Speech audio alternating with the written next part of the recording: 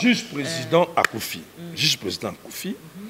Si cette mort provient de Dieu, par rapport aux vidéos, aux images, on a dit le monsieur caméra fait ça, tout ça. Mboka Oyo et continue kende boete. Il faut que le chef de l'État, notre président Fachi, atelema. Yendaza papa ya mboka. Baoba Koufi, nous disons gloire à Dieu. Totiki justice ya Nzambe et sala. So que za liwe uti na maboko batu, Nzamba telema. Mais so que za liwa e uti na maboko ya Nzambe, Nzamba zolokumu. Et so ki Nzamba telemi na liwe uti na maboko batu, rassurez-vous que Dieu va frapper fort. C'est un message que j'adresse directement à notre chef de l'État, M. Félix Antoine Tshisekedi. Ne te décourage pas. Vas-y encore. C'est Dieu qui t'a choisi à la tête du Congo et c'est ce Dieu-là qui va te protéger. Ne te déstabilise pas. Ne reste pas assis. Bah annoncer que ti année aussi là entre les deux présidents, le président sortant Joseph Kabila, na président Tshisekedi moko na bango mutu Nicolas Anasi. Car basala ndeba pesi déjà prophétie oh ba pesi ba profession na yebi na bango ti. Yo yebi bango. Même si ça circule dans les réseaux sociaux. Vous devez rentrer auprès de ces prophètes, bayebi sabino clairement, si leurs besoins, il y a au Koutana deux chefs de l'État, ben no Koutana bango, basambe là. Ce n'est pas de lancer la balle na peuple congolais. Là je dis ça c'est pour nous embrouiller. Voilà. Ça c'est pour nous embrouiller. Bateau bazako se retrouver, et ça bateau bazan na présidence. Mais peuple a souffert. Sur la site, c'est totalement site, c'est 001. Donc tous en number 1, il y a 001, c'est JB Kumaluta, le pétrole de Dallas. Blague de télé, sur le Libiso Marambéal. Victoria Télévision, Victoria TV, et il y a mon papa Siga, il y a ma maman, donc total la Victoria TV, Nandenga Ilusa, Nandenga Makambo, pour tous les news à l'élo. Donc, les pétroliers de Dallas, Toyoka Yoka, Baloba Loba, Jibe Kumaluta, le pétrolier, à Elbiso, Victoria TV. Donc, à Luta Continua, Victoria Certa, Amen. Tous ensemble, quoi. Total, Victoria TV, où il y a les boss, les patrons, Jibe Kumaluta. Il y a bien aussi d'habiller la confirmer, Nana Roboya. Donc, ils sont tous abonnés massivement. Dans l'idéologie européenne, Botonana. Bobolanda ba faire ya mboka ya par-ci par-là. Donc number 1 na bango c'est Jibe Kumaluta le pétrole de Dallas. Tous ensemble. C'est d'abord la nenga ilusa Victoria Certa. Amen. Mbala moko oza donté na ba arme spirituelle. Mbala moko ozu pouvoir. Ya ko chasser Satan. Ya ko tambola sur le serpent le scorpion. Tala privilège aux armée wana. Les occultistes, vous allez chercher partout aux puissances, aux forces. Venez à Jésus-Christ, il y a tout le même jour et à l'immédiat. Mais pasteur, l'homme bolobi na ko le kangote, ernat lobi marambi ya robi misa délivrance misi misuni. Olobi da fausse délivrance. Et bon ba délivrance que ba sambele opela boto mo pe moi mbisi pa bimio la likolo, moi mpese, et d'après ba fausse hein. Non, le bango avec beaucoup de simplicité. Omoni la Bible, un bon livre en la Bible. La Bible est la parole de Dieu, est inspirée de Dieu. Jésus-Christ, 100% Dieu en physique, 100% Dieu spirituellement. Yemoko, tout au long il y a ministère na yé. Je n'ai pas lu la Bible Mobimba. Mais à ce que je sache, genre il y a une délivrance wana na mon yamout. La Bible hein? Tout au long il y a ministère, il y a Jésus. Évangile selon Matthieu, Marc, Luc, Jean na mon yamout. Mais na moni ba sorte il y a délivrance, il y a forme ébélée. Mais du genre au Yozo Ebsanga, na moni angote. J'avance. Je prends le ministère des apôtres. Tous les 12 apôtres y compris Paul, Barnabas, et les 120 personnes au bazaki na kati ya chambre haute au bayambaki molimo mosantu ya sika na moni yango te. Mais je dis ceci pour être clair, nous ne pouvons pas limiter le Saint-Esprit, nous ne pouvons pas aussi limiter Dieu. Dieu est capable de faire beaucoup de choses koleka oyo Jésus. D'ailleurs, yeso bainini bino bokosala makambu koleka onga na sali.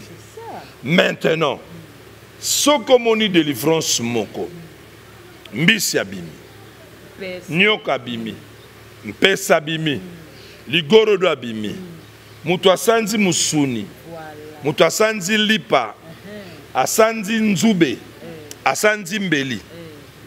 Ça reste à vérifier. Pourquoi? Attends, j'évolue avec ma réponse. Ça reste à vérifier pourquoi. La Bible s'interprète par elle-même. La Bible ne se contredit jamais, mais ça se complète. La Bible dit, ne mettez pas foi à tout esprit. Ne mettez pas foi à tout esprit. Est-ce que molimo wana oyo esali bikamo wana eza ya Nzambe? Nous sommes appelés à agir comme les chrétiens de Béret. Nous avons la lettre, nous avons aussi l'esprit de la lettre qu'on appelle la révélation.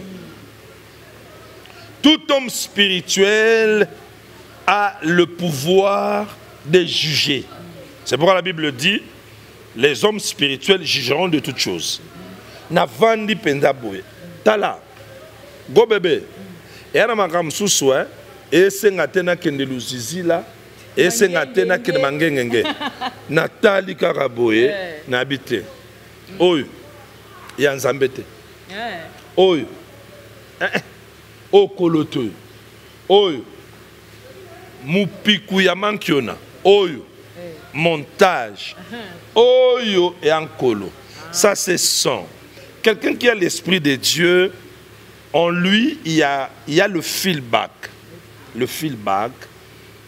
Et puis, il y a aussi, moi, conviction, moi, qu'on sentit que ça c'est Dieu. Et l'opinion sur Yanzambe, attention à Baboyango Lelo, bako finir par kondima yango au fil du temps. Je prends un exemple. Quand Jésus est apparu par rapport à sa mission, à sa miracle, mais au moins il y a charpentier. Ami bengi Yesu, raison pour laquelle ami bengi moi Nzambe, raison pour laquelle ba ki ko pendre na bois.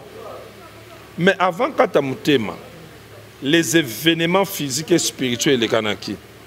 Le même personne qui l'avait taxé de voleur, Belzéboul, il n'est pas fils de Dieu.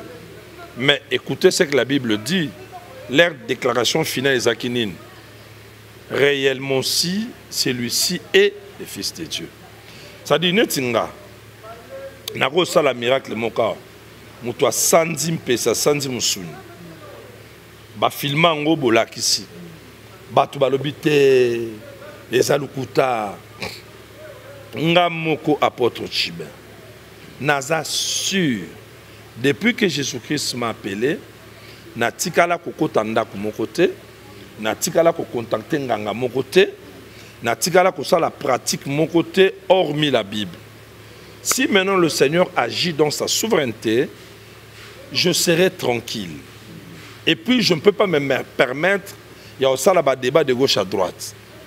Naotika. Na kozala sûr que tous ces gens qui contextent Nzambe nanga ayebi ndenge nini ako convaincre bango et aux anango débat nanga te. Vous voyez, je pense que na balandi nyonso balandi biso na bisika nyonso tozali, mes réponses a toujours des soubassements bibliques. Mais d'emblée comme ça, oyelinga que remarquez bakawana pe ya babongo ezakarar. Tu vois? mabe moko eza nini biso bapasteur tozosala baerreur moko nzambe autilize na domaine moko okamati domaine wana okomisi yango doctrine expérience personnelle na yo o nzambe aselaki yo na mbandaka to na mbujimai okamati yango okomisi yango doctrine biblique et okomi partout ozotambola ozolobango comme si eza na basoubassement biblique eza erreur. Par contre na langage ya humilité pe na langage moko clair et net ya Bible yebisa batu boye la Bible dit ceci mais moi na parcours nanga expérience moko na kutanaki nango tant nakendaki na mbandaka Nzambe asela ngai boye entre guillemets omoni lo ba tendance mo ekoti na kati ya bima bima ya musapi na bima ya mouchoir omoni de doctrine wana ya na Bible. Jésus bakama qui est comment expliquer y ordonné par le doigt ba démon bakei sikoyo bima ya mouchoir bazui yango à partir ya foi ya bandimi ya temps wana tellement banaye ko croire na bapôtre leur foi les avait enseigné que bato ba pena basali ya nzambe nazwa mouchoir nanga na yana tuta na nzoto na bango soki na ke ko tiangwe pa ya ndeko nanga zobela akobika ale bango bakamati siko doctrine nyonso bavandi sengo na mouchoir linga mouchoir na pantalon likamuke bimisa mouchoir bima voyez or le seul nom o epesameli biso pona miracle na forme nyonso c'est le nom de Jésus-Christ lui-même le Seigneur dès son vivant il a dit quoi tout ce que vous demanderez au Père en mon nom je le ferai. Voilà. Vous voyez? Donc, pour être brève et précise dans la question, nous ne pouvons jamais mettre foi à toutes les guérisons ou toutes les délivrances lesquelles les objets physiques sortent dans le corps des humains. Voilà, donc merci beaucoup, pasteur. Côté qui n'a donné, côté maman la spiritualité, tout côté maman pasteur, et ça vraiment qui toko. Mais votre cabouano, moi quelques questions alors deux sur le plan politique pour tout le monde. Tout le bela par rapport à juge président. Oyo akufaki biso to kamwe brusquement moto a sali procès lundi et le mercredi donc to baka troisième jour akufi météo qui total na ba réseaux sociaux ba tout ba lobby que no ba sali autopsie ba confirmer que akufaki na poison alors ba tout suspect o ba do kotala ba landeli ba vidéo selon bango ba monique non même sous position ya notre dircab ninga ba ne ko tene bo même solo ba na mutu mususu likambu bango ba bité attaquer signe il y a cache-nez pour changer les lots, on dit là c'est sous berwan au col le banin parce que le papa m'a OK nazana bana o yangai ya molimo ya église soit nazana bango 10 et zana 8 bazo ko acclamer hein par rapport à audience et bémission na osala et au moins na 2 oyo ba ebisanga ba papa mission politique wana tika bakokanga yo bakoboma yo nazo répondre bango là je parle de ma fille Yangala Joël Moseka et je parle de mon fils Dieu Kalala. Vous devez comprendre que au moni politique au bobenga politique ce yo yebi yangote occupé pe yangote o lobeli pe yangote yango ko lobela yo et ko kipe yo et pe ko yeba yo omoni nakati ya makala en première position c'est que vous devez savoir vous deux et vos amis peut-être je connais pas oyo pe ba bengi bino pour vous dire que non pasteur na bino a commencé à émission politique Il faut battre yeba. Je ne fais pas des émissions politiques. Je fais les émissions qui touchent toutes les couches d'actualité. Mais comme tous les journalistes qui m'abordent, qui m'approchent, respectent mon manteau comme étant homme de Dieu, ils me posent sur 100% des questions, 60 ou 70 questions liées à ma vocation et à mon appel. Comme je suis patriote et congolais de sang, je ne peux pas passer outre à tout ce qui se passe dans mon pays. Omoni ignorance nabino ndezosala que boloba ndenge bolobi. Je ne vous condamne pas. Jusqu'aujourd'hui, moi, votre pasteur, apôtre Chibin, je n'ai pas encore eu les ambitions politiques pour faire la politique au vrai sens du mot. Mais jusque-là, je suis très convaincu n'appel au Nzamba Salinga. Mais je ne peux pas aussi être ignorant de tout ce qui se passe dans mon pays, précisément dans ma ville, Kinshasa.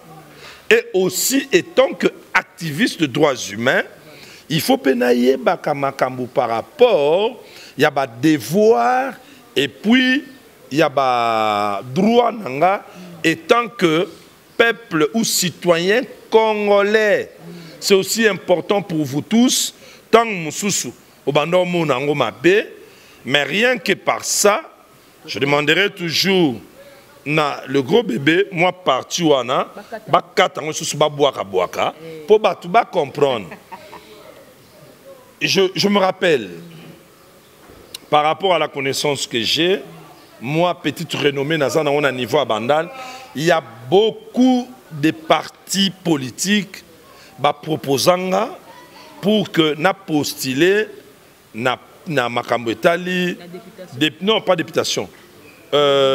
Qui bougoumes na ebsi bango na koko kamakambo wana te parce que je n'ai jamais senti cet appel na volé à politique. Mais ceux qui peut-être ont eu grâce ou privilège, il y a kozala conseiller spirituel, il y a bougoumes, conseiller spirituel, il y a député, conseiller spirituel, il y a chef de l'État. Nakosala. Pourquoi? Parce que ba force, il y a ba conseil spirituel et ça ba sacrifice lié à jeûne et prière. Ça c'est mon domaine. On ne peut pas répondre à la question. Répondre à la question. Pour n'ingom nous bavani bado zela peine des réponses na yo pour ba yo kango kota bango pena. Réponse à nini? Ya makam o na lobi papa ya juge président. Juge président Akoufi. Juge président Akoufi. La réponse pour moi, je le dis dans plusieurs de mes émissions pour dire que si cette mort provient de Dieu, par rapport aux vidéos, aux images, on a dit le monsieur caméra fait ça, tout ça. Batunyo soyo, batindi, ba vidéo, na ba saliango, eux-mêmes n'ont pas incriminé monsieur caméra. Eux-mêmes n'ont pas dit que Eza monsieur caméra ne mouta saliboy. Non, eux-mêmes ont dit ça.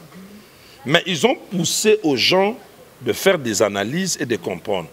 Mais après l'autopsie, et bimi kezanini poison. Bon, loko les a poison. Moi étant homme de Dieu, le président Raphaël est parti et mort, a laissé sa femme et les enfants, ainsi que sa famille. Ça fait très mal. Étant homme de Dieu, mon message par rapport à ça, je dis ceci. Mboka oyo et continue kende boyete. Il faut que le chef de l'État, notre président Fachi, atelema. Yendaza papa ya mboka. Atelema. Poison pe kotipe na kati ya présidence. Et côté atelema na molimo. Na ebi que tout autour na ye, ezape na ba pasteur na ba prophète o baza ba conseiller spirituel na ye. Ba telema na molimo nzamba za na bomoy. Yesu Masiya salaka. Même si on a créé ba haine et beaucoup de choses, Dieu est capable de protéger. Nous disons gloire à Dieu. totiki justice ya nzambe esala soki eza liwa euti na maboko ya bato nzambe atelema mais soki eza liwa euti na maboko ya nzambe nzambe azwa lokumu et soki nzambe atelemi na liwa euti na maboko ya bato rassurez-vous que Dieu va frapper fort. Mais quant à la marche ya mboka eza biloko moko, ça c'est un message que j'adresse directement à notre chef de l'État, M. Félix Antoine Tshisekedi. Ne te décourage pas. Vas-y encore. C'est Dieu qui t'a choisi à la tête du Congo et c'est ce Dieu-là qui va te protéger. Ne te déstabilise pas. Ne reste pas assis. Quand Dieu a choisi Josué, sois fort. Moïse est mort, lève-toi, je te mets à la tête, conduis le pays jusqu'à sa destinée meilleure. Ça, c'est le message pour le chef de l'État. Ata bawana bakufi, bamsusu baza gros bébé, o bakobima. Ba disciple ya Jésus bazaki 12. Judas est parti, mais pour respecter le chiffre prophétique 12 comme étant les enfants d'Israël, bayako ça la choix, il y a 2 personnes pour n'avoir que ça chiffre wana. Matthias un inconnu, mais le choix de Dieu était tombé sur lui. Et qui Matthias Bacheye, le banzambe tambol mokili mobimba. Je suis sûr, comme la RDC, il y en a plein de Zambie. Pe ezana kati ya destin Zambie. Pe ezana kati ya promesse en Zambie. Attends, il y a encore 3 ans, non? Il nous reste encore 3 ans. Et 1 année de plus pour l'organisation des élections. Je suis sûr que pendant ce mandat, Makamba malamu ekozala. On ne peut pas rester là, tout le monde tourner. Attends, si par exemple le recherche est pestingue le roté, mais le juste juge qui voit toutes choses, Azawana, Aomona, et coller là ya peuple, parce que le peuple congolais toujours souffrir, toujours nyokwama. Les lots tous ok là bas lipa bas bloc bas 200 francs bas maman bas longa bas wenso ye maman sortait comme moi pas je salue ma maman moi kapambo bambi Jacqueline à notre na kata wenso mais les lots moteur de bosandako mais les bosandako bas ozwa contre attaque ba mapa o ba leka na balabala ba o mi a défi mapa côté mandako a déficit na poko leka zumbongo ba on ba vana ba mesa boye bitula na bitula bitula. Alors le pays ne peut pas continuer à évoluer comme ça. Donc voilà pourquoi nous demandons à tout le peuple, Viva Morwana, maman nangai gros bébé, nous devons nous lever, prier d'abord à Dieu qui a choisi la RDC et puis soutenir le chef de l'État actuel pour que Nzambe amemaye place Oyo à Lingi. Ce n'est pas important, intéressant de critiquer de gauche, de critiquer à droite, de créer des chansons qui insulte, ça donne rien. Mais pasteur, on a peu de même avis na bato que le roi Salomon, sa première conseillère n'est qui maman naï. Dans la makambo de comme le président Fachi, maman Marthe Père comme n'a pas moko boya ba responsabilité parce que à ce temps où là ko fana na papa la feu, papa la biso Étienne, a ebi pe moi mon politique. Ah mais capé ko conseiller moi na. Je ne soutiens pas ce que tu as dit. Ah, okay. Je ne soutiens pas. D'abord par rapport au roi Salomon. Il n'y a pas un texte biblique qui dit que Salomon allait qu'on soit conseil et pas maman. Il n'y a pas un texte biblique. Bon, on est du Melouat. Il y a un peu de temps. Parce que l'homme de Dieu me suspect, l'équipe est mission bazolo bango bongo. Il y a un suka, il y a un peu de tout. Il y a une bande là. Banda na ume na mamanzambe. Na tikali ko mononte. Par rapport à la sagesse ya Salomon, Bible lobby abonde la kinzambe. Tant wa sali offrande na holocauste na sacrifice ya makasi koleka, Dieu était content. Tant nzamba sepeli atuniye na seloni na sengi nzambe pesangai sagesse. Nzambe était content. Dieu a dit lokolo senga bozuite osenga boanya na kopesa yo na boanya na bozu.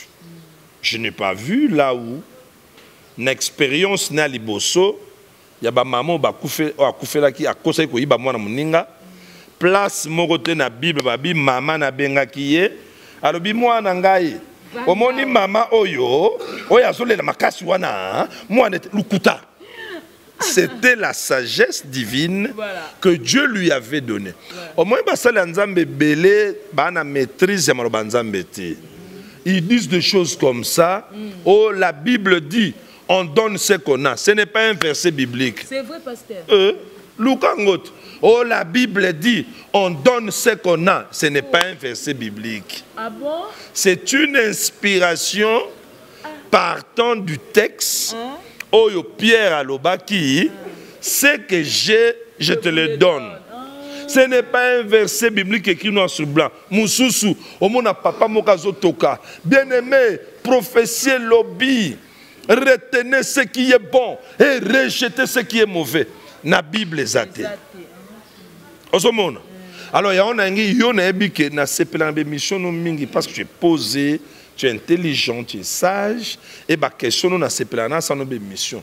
Ce que ce pasteur moko a bois qui bongo, ko critiquer nous était. L'ande les pasteurs.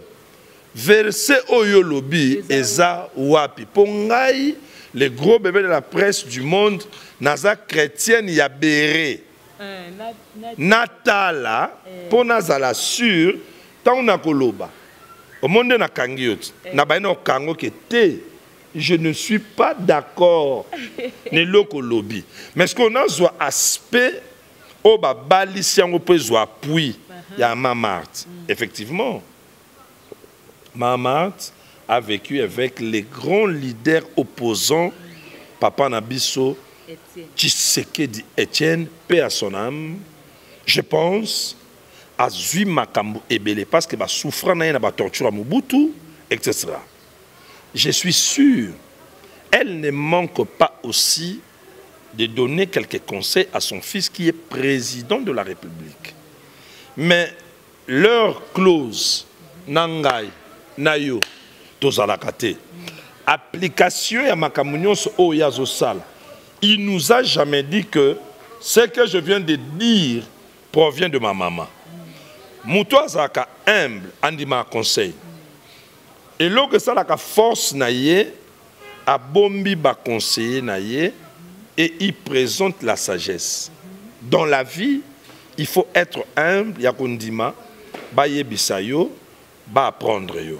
Mais quand tu vas te tenir devant la public, tango lobasiko, les gens ne verront pas ceux-là qui t'ont donné des conseils, ba mona yo et ba ko apprécier yo. C'est ça. Voilà, cette émission, vous l'aurez en deux parties, donc première puis deuxième partie, parce qu'on a eu suffisamment de temps, donc on a deux parties pour vous comprendre. Mais ils ont la prophétie, déjà quand Nzambe, ou prophète, annoncé que cette année aussi là, entre les deux présidents, le président sortant, Joseph Kabila, le président Tshisekedi, Moko Labango, Moutoune Kola Anasi. C'est déjà prophétie, comme les gens sur les réseaux sociaux, comme déjà partout. Ma fille, gros bébé de la presse congolaise.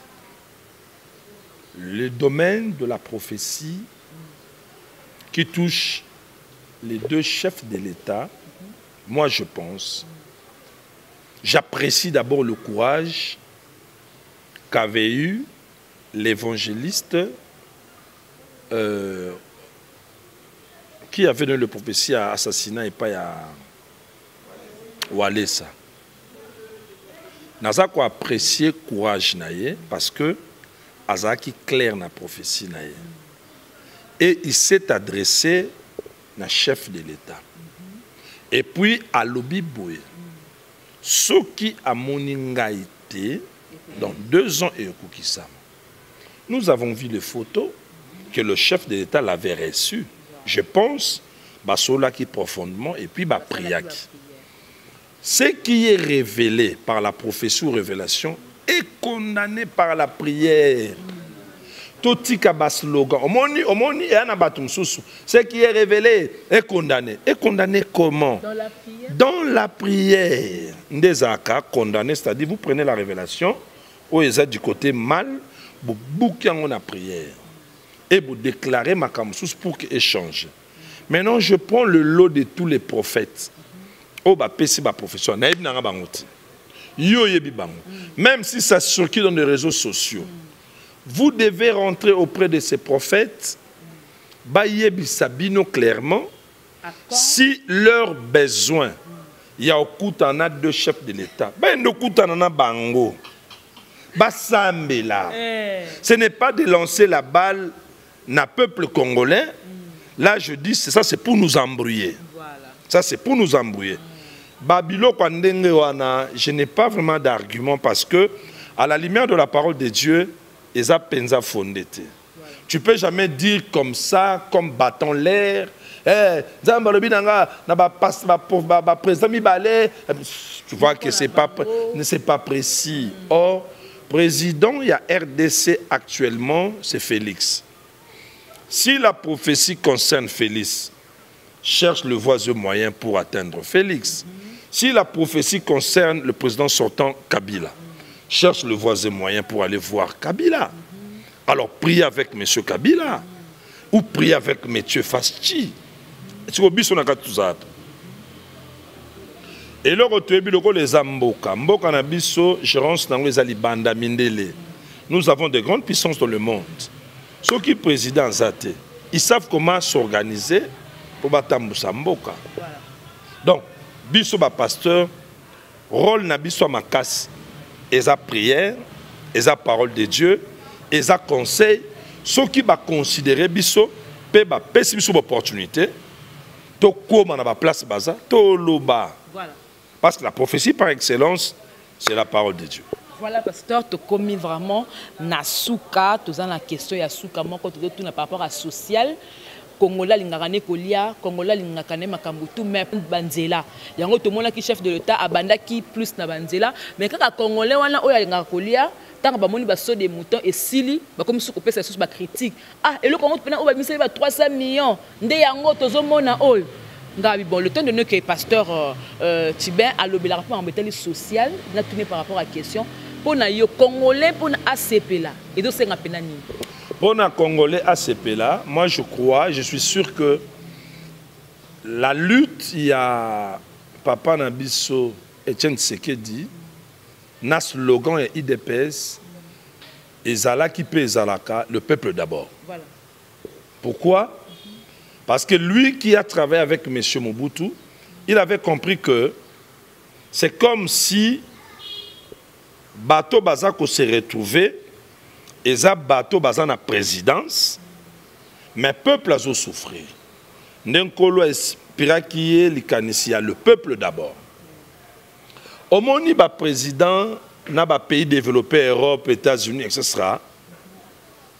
Ce qui moi qui m'y a moukeza parce que le peuple a se retrouvé. Ba tourna page na mambolia, ya romela, ya rolata, ya santé, etc. Ce que le peuple congolais. Ceux qui ont lobby ont dirigé le peuple congolais, zala déterminer et fixer la vision na yo. Kolanda autre benga makele ya wenzete ya peuple congolais. Ba sotu mouton na mboka na biso ezala kité. Mais tellement mitu que combien belé banzela pesa mingité, on a créé ça pour na et mekempe kolongola bambouteillage. Et puis, ça peut moi beauté à ville. Pour ça, beauté. Dans les cas, maman, il y a Minanga Moko, Marcel Baye en France. Vraiment, maman n'a biso paix à son âme. Et toute la famille, Baye, que la consolation de Dieu soit dans mon cœur. Que perdre maman, ce n'est pas facile. Na télémi na cimetière ya Gombe. Na ota la so de Mnabi. Qui to comment on a vu ça? Rond-point à 24, on a bien à 24 Mandela. Balongo li boulou ana bachaki na ndeke. Ça dit c'est beau à voir et puis ça facilite les embouteillages. C'est des gens dans le bon. Calendrier eza na tiroir ya chef de l'État. Pour na makambo et simba, il faut d'abord circulation à la facile.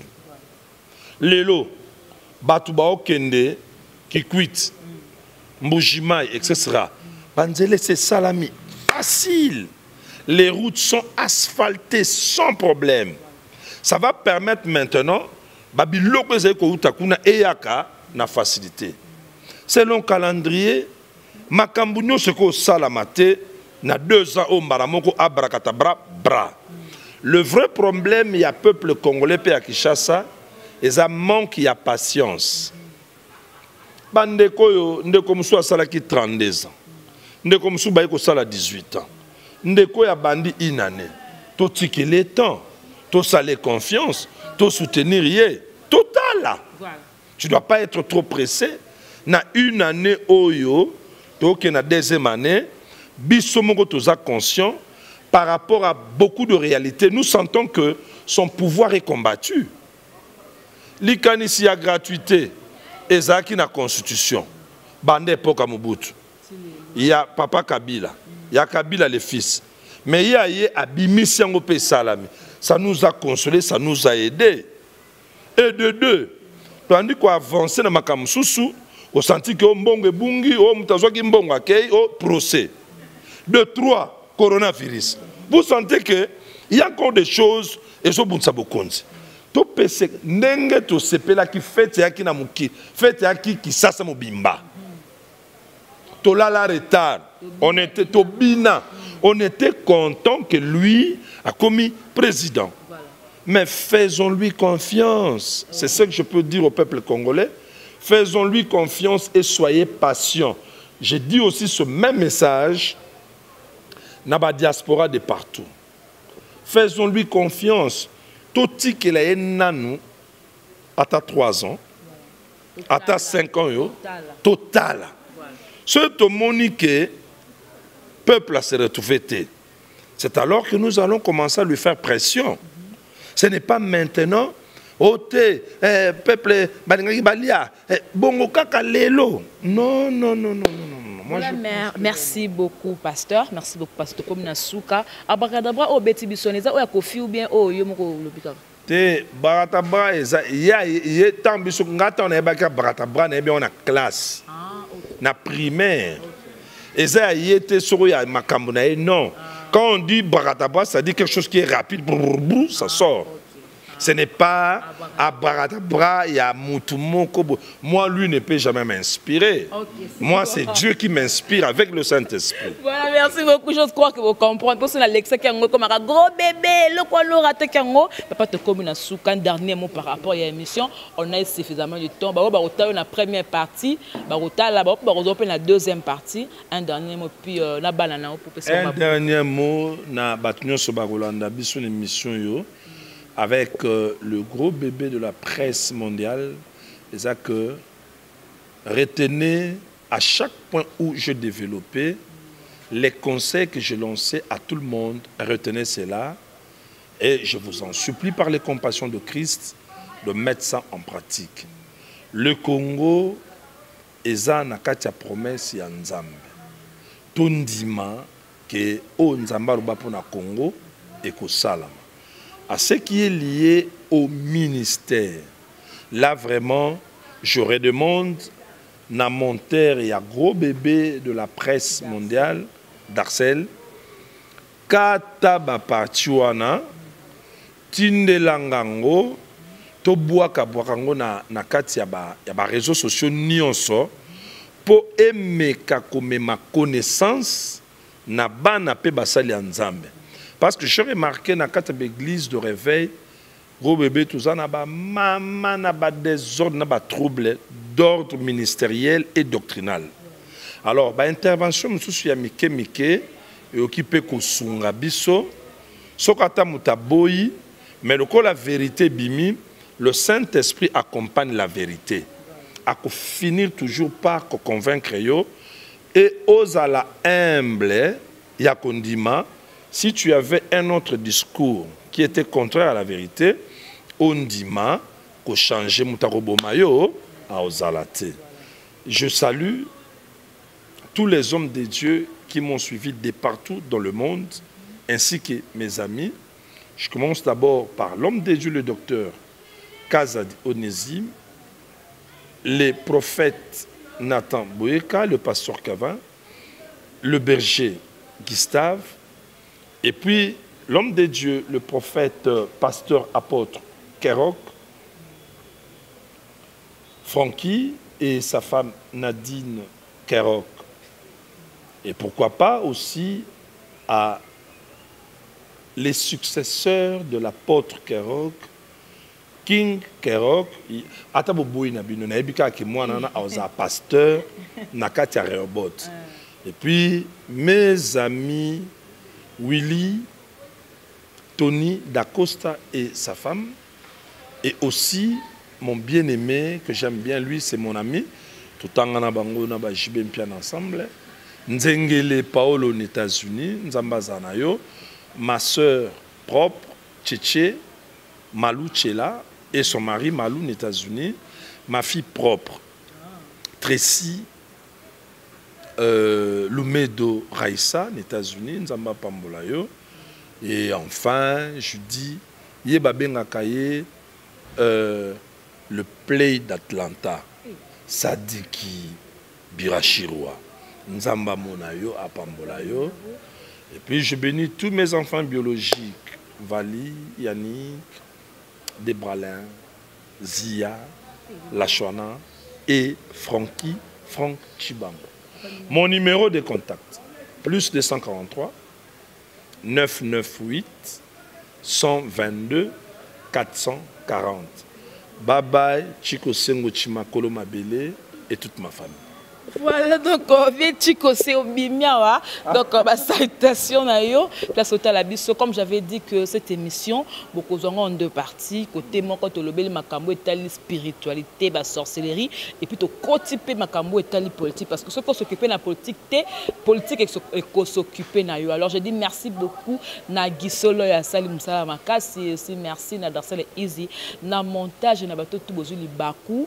Occasion à côté la émission Oyo mon boss JB Koumalouta le vrai pétrolier de Dallas. Donc aussi merci beaucoup à Ado Senga depuis la Suisse, merci pour notre soutien à eux, ça a vraiment plaisir. Et aussi merci à Alfred Lotime depuis Dallas, Maman Yvette Mbia depuis Londres, Mamida depuis l'Anvers. Et puis merci à Bassal Nzambe au tout Bazakia au Bassé Bisso.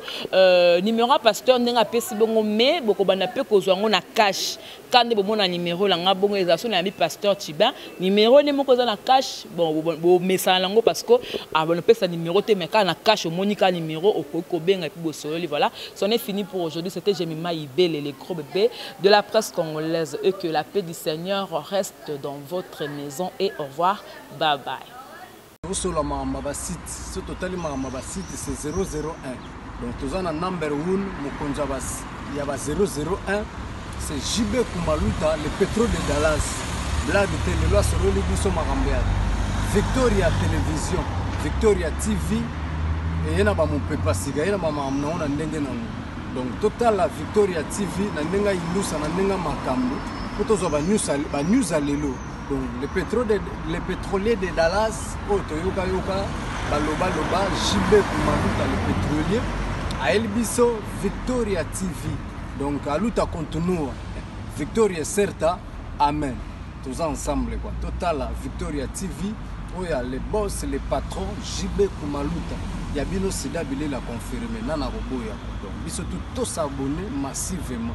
Dans l'idéologie européenne, pour